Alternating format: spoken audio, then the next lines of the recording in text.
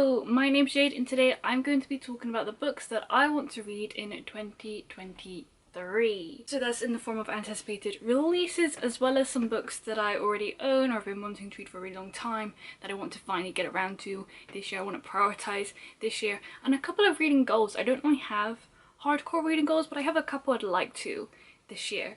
Reading like goals is this weird thing because like reading is supposed to be like a hobby, it's supposed to be an escapism, it's supposed to be something you do to relax, and then I feel like so many people, especially online, like it becomes this chore, and I definitely do treat it like a chore a lot of the time, but it's because if I don't prioritize it I won't get round to it. Anyway, all this to say, none of these goals are like hard and fast.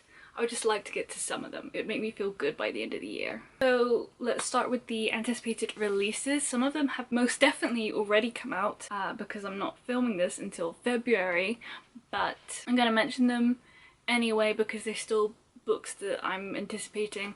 So the first one is Hellbent by Leigh Bardugo. This is book 2 in Ninth House. I think it's gonna be a trilogy. I heard somewhere that it's gonna be a trilogy, but originally it was supposed to be like the 6-7 book series, so that's disappointing if it is only gonna be a trilogy. Like, even from just only reading book 1, I don't see how she's gonna wrap it all up in 2 more books. I don't know. If it is gonna be a trilogy, then I don't know if I want to get to Hellbent anytime soon, or if I might want to save it and then marathon it when the 3rd one comes out, because I also don't really remember anything about Ninth House. I read it in, I think I read it in 2021 I read it, so it's been a while, and so I'd probably have to reread it, and to be honest, I don't really want to reread it. Like, I enjoyed it, but I don't think I enjoyed it enough to warrant a reread. I don't know how I feel because I was so excited for Hellbent and then it took so long to come out. We'll see about that. Next up is another one that's already come out. It came out in January, and that is God Killer by, her name is Hannah. It begins with a K. I want to say Hannah Kramer. Hannah Kaner. I was so close. And this is going to be the first book in a new series. It's fantasy. I believe it's adult. I've not bought it yet, but I've seen it like in the flesh. And it's got a gorgeous cover, but in the flesh, like, there's little gold reflex on it and it is stunning, and the end papers are gorgeous, and I cannot wait to get it. So what's this one about? I mean, I don't know a ton about it. This is gonna be a running theme. I don't like knowing the full synopsis of a book before I go into it. Normally I'll just pick up enough to get a flavour, to kind of see if I'm intrigued or not, and then that's all I need to know. Like, I want to know as much as I can while reading the book. Obviously it's about a god killer. Our main character, Kissin, kills gods, and then she comes across a god that she cannot kill. It's like the god of white lies, and there's some kind of backstory. It's fantasy, and I've heard nothing but great things and hype. Ella D. Harper, the author of The Wolf Den, I know that she's like posted about on her stories and said it's really good, and I love Ella D. Harper's books. So can't even remember how long the book is. It looks like it's gonna be, it's only 300 pages. It's not too long. Next up is one that isn't out yet, but by the time this video is up, it may very well be out already. And that is The Last Tale of the Flower Bride by Roshani Chosky, who wrote the Gilded Wolves trilogy, as well as there was another famous trilogy that she wrote. I think it was a trilogy. Her first adult book is kind of gothic-y, I think. A sumptuous gothic-infused story about a marriage that is unraveled by dark secrets, a friendship cursed to end in tragedy, and the danger of believing in fairy tales. She and her husband goes back to like her childhood home, and there's something with her best friend, and all these secrets of the past come up. I feel like, I can't remember if it's fantasy or not, but it sounds really intriguing. I've never read a book from this author. And the cover is stunning. Like, both the American and the English covers are stunning. I don't know which one I want to get because they're both gorgeous. I don't know, I'm just really intrigued by the sounds of this one. And then next up, coming out March 2nd? March 2nd is Clytemnestra by Costanza Casati. I don't even know the premise for this one. I just know it's about Clytemnestra. Clytemnestra, wife of Agamemnon, who was one of the soldiers during the Trojan War, stayed at home, and then when Agamemnon finally came home after, because, you know, Troy was a really long war. This is, like, if you don't know anything about Greek myth, this is my, like, Spark Notes really quick summary for you. And she was kind of pissed because while he was out at the Trojan War, he sacrificed their daughter to get sails, because to get wind in their sails, to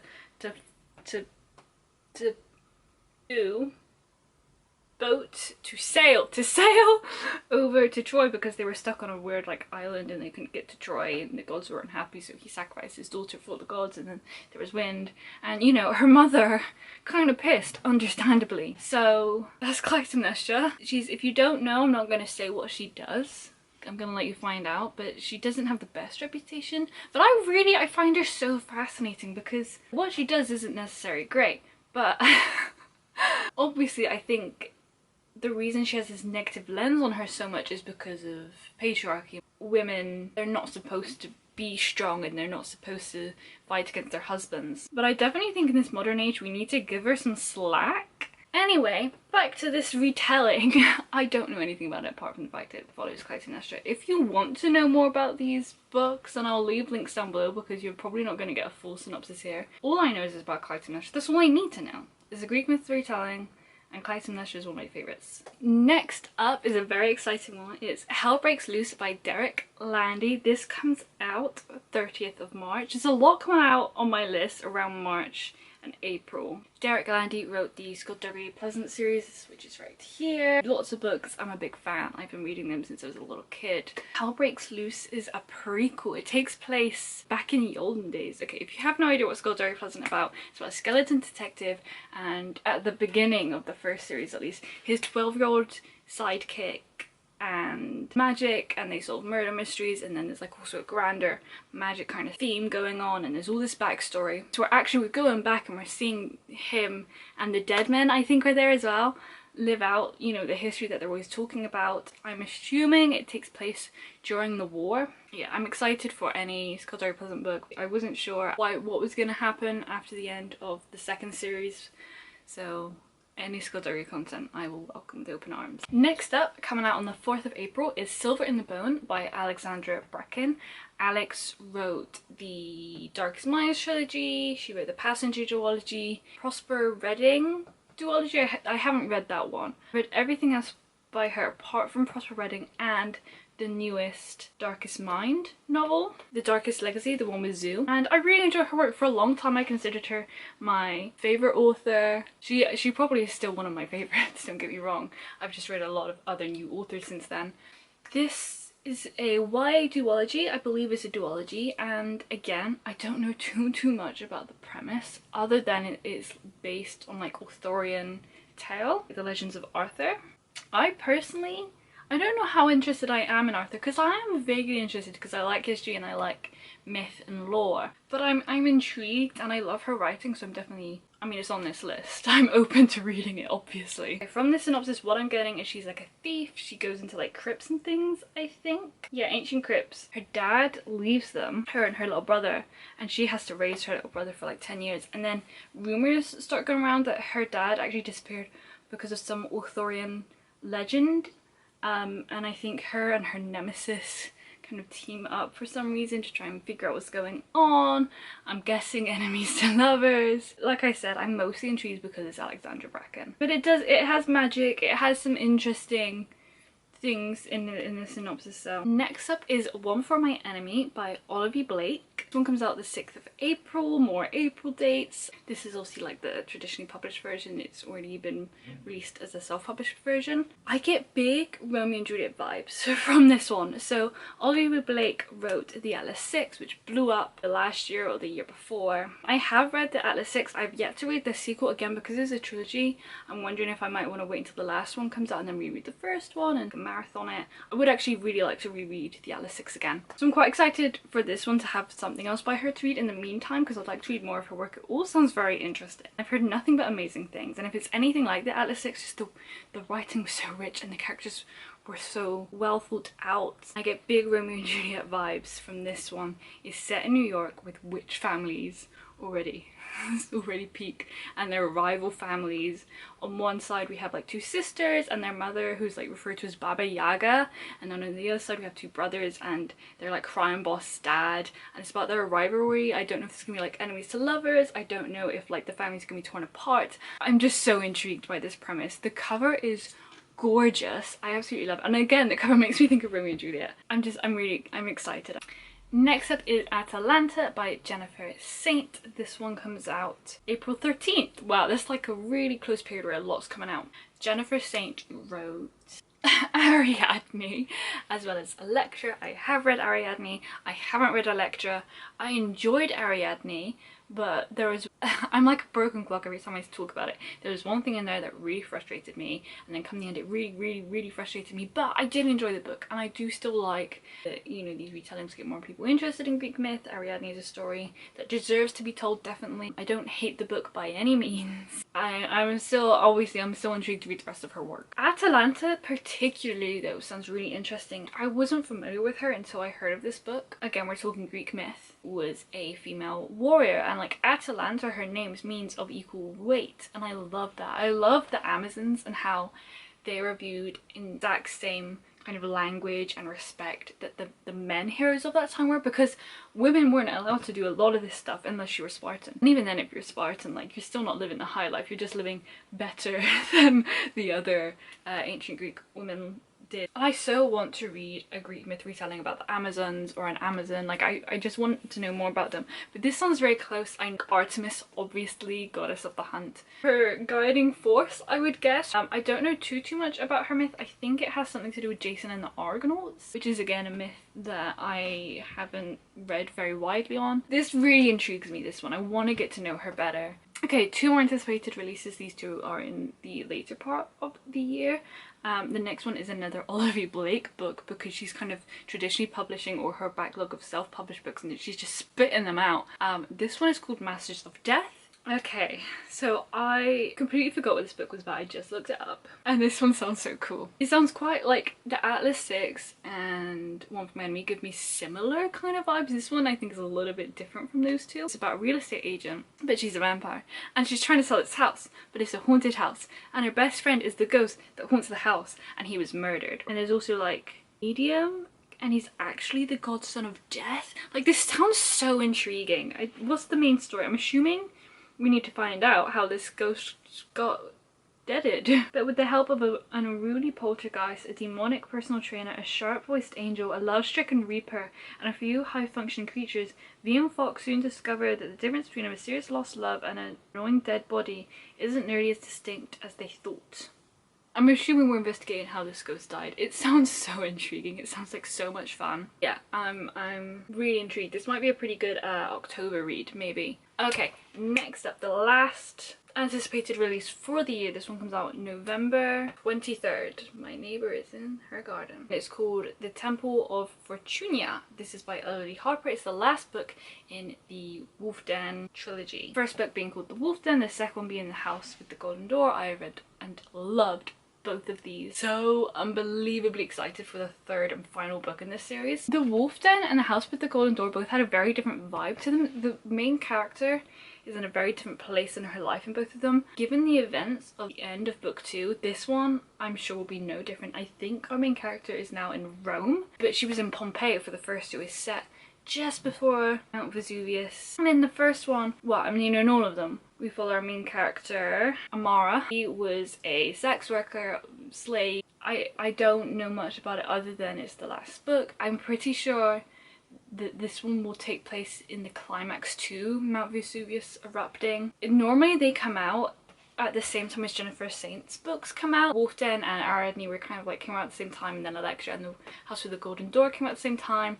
It being the 3rd book, like, that's fine. I don't mind it being later in the year than normal. I need it. I'm so excited for it. And so those were all the anticipated releases, and these are the books that I want to read, that I've had sitting on my shelves for a very long time. Or not necessarily a long time, I just want to get to them this year. The first 4 though are books that have been sitting on my shelves for a very long time. I'm going with the Greek myth theme. I have a section right here, I don't know if you can see it, no you can't see it, of like 4 books next to each other. Been on my shelf for a very long time. So first it was 1,000 Ships by Natalie Haynes. Natalie Haynes wrote Pandora Shore, like I mentioned earlier. She also wrote Jocasta, what's it called? The Children of Jocasta, which I have read and I really enjoyed that one. This is her most famous one though. I can't remember if it won the Orange prize or if it was just nominated. And this one's like, of her books, the one that has the most hype. I feel like everyone loves this one. It's a retelling of the Trojan War, but we follow many perspectives of all the different women involved. I bought this one about the time I read Children of the Cast, I think, so it might have been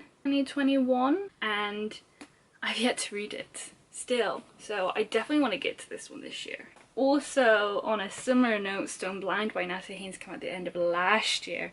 I was so excited for this one. It's a Medusa retelling. You can see right here, Medusa's retelling.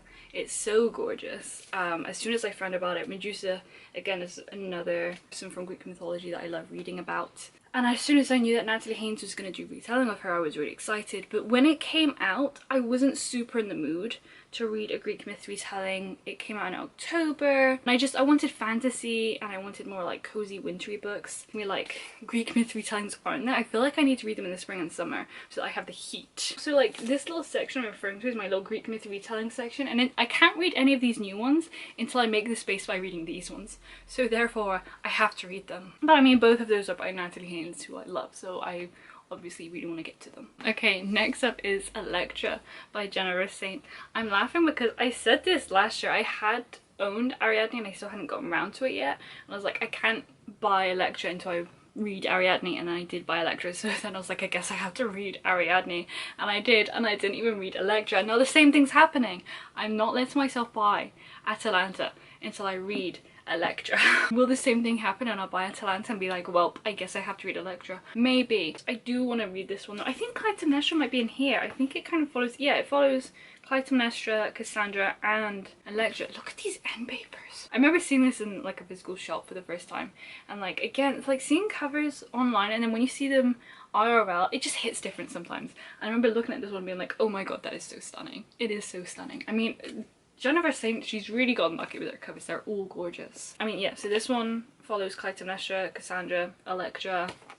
I don't know anything else. I mean, they're all involved with each other, I suppose. If you didn't already know, Electra is Clytemnestra's daughter, and then Cassandra is, in her story as well, it's just fascinating. She was a princess of Troy and she was a seer, but she was cursed to never be believed, and Agamemnon took her home with him as a war bride. So it sounds like the relationship between these three is going to be really interesting and intense. It's not too long a book. And like I said, I did enjoy the writing for the most part in Ariadne, so I'm hoping that I get along with this one much better. And then next up, this one's not a Greek myth retelling, but it's definitely inspired by, like, I think it's an old song, and a sister song by Lucy Holland.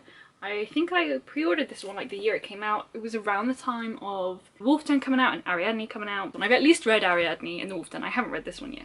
So clearly this one needs to be read. In magical ancient Britain, bards sing a story of treachery, love and death. It's about three siblings. King Cador's children inherit a land abandoned by the Romans, torn by warring tribes. Riva can cure others but can't heal her own scars. Kay, oh lord, these names. Kay in battle to be seen as the king's son, although born a daughter.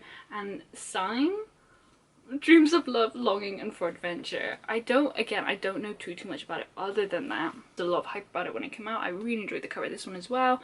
I'm just really intrigued, and I think it's about time that I get to it. I mean, technically we could also throw in The Silence of the Girls by Pat Barker. I again have owned this one for a really long time and haven't got around to it yet, and there's now a sequel, and I can't read the sequel until I read the first one, obviously, but the other four are a bigger priority for me. Pat Barker also wrote actually the Regeneration trilogy, which I read the first book of and really enjoyed, and own the second book, and I've yet to read it. Maybe I should read this one this year. I probably really should. Actually, you know what, let's dedicate a segment to the sequels that I own and have not yet read, because there are 4 in particular.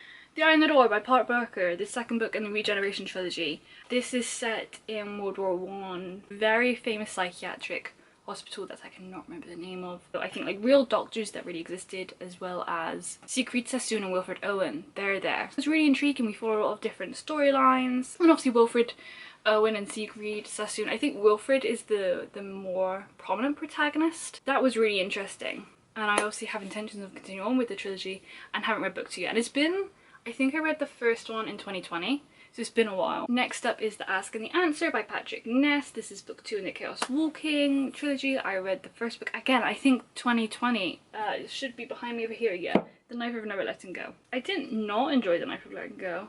I had some problems with it, and so I've been hesitant to pick it up, and now it's done the thing where it's been too long, and looking through, I'm thinking maybe I should try audiobooking it. 2 books and then that's done. Will I get to them all these sequels this year? Most probably not, but I feel like I should say them here, and then if I do, I can feel proud that I do. The next one is The Alice Paradox, but like I said, I might just save this one and marathon it. The last book, The Atlas Complex, so I won't be mad if I don't read this one this year. And then the last sequel I own and have not read is Defend the Dawn by British Camera. I believe this is going to be a trilogy, so again, do I just wait for the 3rd book to come out and then marathon them together? Maybe. I didn't love Defy the Night, the first book in this duology, but I did really enjoy the Cursebreakers trilogy, which she also wrote. I'm conflicted. I own it, so now I have to carry on. Let's get back to the list, shall we? Well, one of them actually is a sequel, and that is Children of Dune by Frank Herbert. This is the 3rd book in the Dune series. There's 6 books overall. I read the first one, not last year, the year before, so 2021, and then I read Dune Messiah, the 2nd book in the series, last year. And it seems like we're doing a 1 book a year kind of thing. That's fine by me. And so I'd like to get to Children of Dune this year. I feel like it's relatively self-explanatory. The sci-fi series, you must have heard of it. You must have. Film came out the other year and it was very famous. And I'm really enjoying this series. I really enjoyed both of the first 2 books. So I'm looking forward to getting to this one. And the special editions for book 2 and book 3 are coming out this year, I believe. I think again around that April time. April really is just like a busy time for books coming out. So I'm excited to get the special editions, and then I can have a full set of the first 3 books matching. All beautiful. The last, I believe, novel that I own and want to read this year is The Priory of the Orange Tree by Samantha Shannon. I got this one last year, either for my birthday or for Christmas, I forget which. I've heard nothing but hype. I don't know, I've heard nothing but things about this that make me want to like it. It's high fantasy, it's sapphic. That's all I really know. That and the fact it's huge. I mean, the synopsis, it doesn't make any sense. It feels very Elena Taylor-ish to me. And the fact that it was a standalone definitely was a selling point as well, because it's not a huge commitment. But then a prequel came out, and so it's like, if I'm gonna do this, I need to do it soon and not fall behind. And it's also huge, so it can't be taking up all this space on my TBR shelf. Yeah, I'd just like to get to it sooner rather than later. I'm wanting to read it for quite a few years now, so I'm hoping I can get to it this year. It's also, how gorgeous is this cover? It's so gorgeous. And then lastly, I have a couple graphic novels that I want to mention. Monstrous. I started reading Monstrous a few years ago now, and I was obsessed with it. It was my favourite graphic novel series, and it still very well may be, but I haven't read an issue in a couple of years now. I own volume 6, but since then volume 7 has also come out. The last one I read was 5, and I can't remember a lot, so I want to reread first 5 and then read volume 6 and 7 again to catch up and be up to date, and to know how I fully feel about this series because it's been so long. And then the other graphic novel series that I would like, I don't know if I want to complete it this year per se, but I want to get further in, and that's the Sandman series by Neil Gaiman. I talked about this in my 2022 wrap up about how I started the first volume of Sandman and I didn't finish it. I have since then finished the first volume. If you've seen my January wrap up, you'll know this. And I've started, spoilers, volume 2, so I'm definitely going to read the first 2, it looks like. I would like to maybe get further in than that, to get like halfway or something. Like, if I'm going to read this series, I don't want it to take 6 months at a time like it did the first time round. I think the biggest priority are the first 4 that I talked about: A Thousand Ships, Stone Blind, Electra, and Sister Song. I've been looking at them for a long time. And then lastly, the 2 kind of goals I have for this year.